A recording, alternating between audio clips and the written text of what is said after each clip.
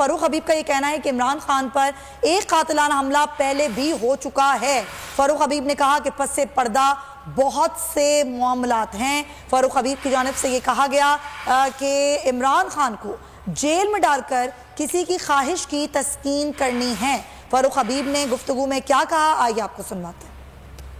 में डाल दें जब उनके ऊपर एक कातराना हमला जो है वो पहले हो चुका है। तो गिरफ्तारी किया जाता है तो क्या पाकिस्तान तहरीक इंसाफ चेयरमैन वो दरखास्तें भी हमारी जो है वो पेंडिंग पड़ी है। फरोज साहब, क्या गिरफ्तार करने वाले खान साहब की सिक्योरिटी की जिम्मेदारी लेते हैं, उनकी जान की हिफाजत की देते हैं गारंटी? जिन्होंने गिरफ्तार करना है या जिन्होंने इस्लामाबाद पुलिस भेजी है, पहले आपको फुर्तियाँ नजर आई हैं। कभी इस्लामाबाद पुलिस को जो है वो हेलीकॉप्टर के रक्षे की तरह मजे लेते देखा है आपने, जो आज मजे इनको मिल रहे हैं। मामला सिर्फ और सिर्फ ये है कि पर्दे के पीछे पसे पर्दा और बहुत सारे मामलात, वो पसे पर्दा जो मामलात हैं उसके तहत हुक्मनामा है कि इमरान खान को जेल में डाल के किसी की ख्वाहिश की तस्कीन करनी है। ये ठीक है। अब ये तो नहीं हो सकता कि अवामी 22 करोड़ अवाम के जो लीडर हैं, जो अवाम इमरान खान की मोहब्बत में गिरफ्तार है, उस लीडर को आप बिला वजह आप उनको जो है वो जेल में डाल दें और अपनी ख्वाहिशात की तस्कीन करते रहे। पाकिस्तान को आइन और कानून के मुताबिक ये भी देखें 74 साल से पाकिस्तान को गिरफ्तार होने देंगे, उमंगों का कभी ख्याल रखा गया जो इस वक्त रखा जाए? नहीं, देखिए बात ये है कि हमारे जो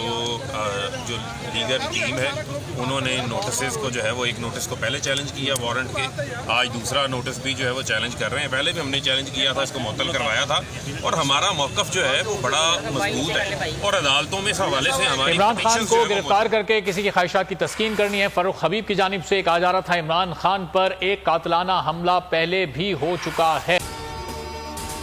अगर आपको ये वीडियो पसंद आई है तो लाइक पर क्लिक करें।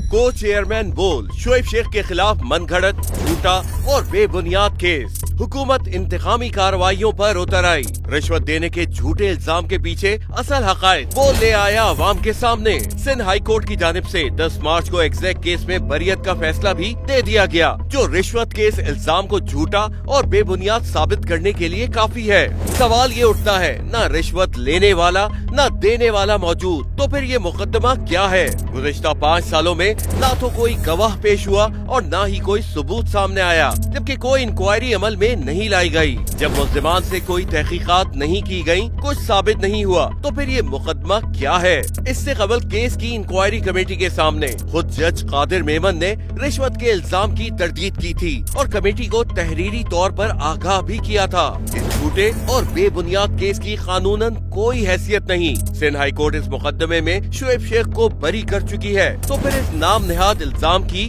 कानूनी हैसियत क्या है? बोल इंसाफ का मुंतजिर है।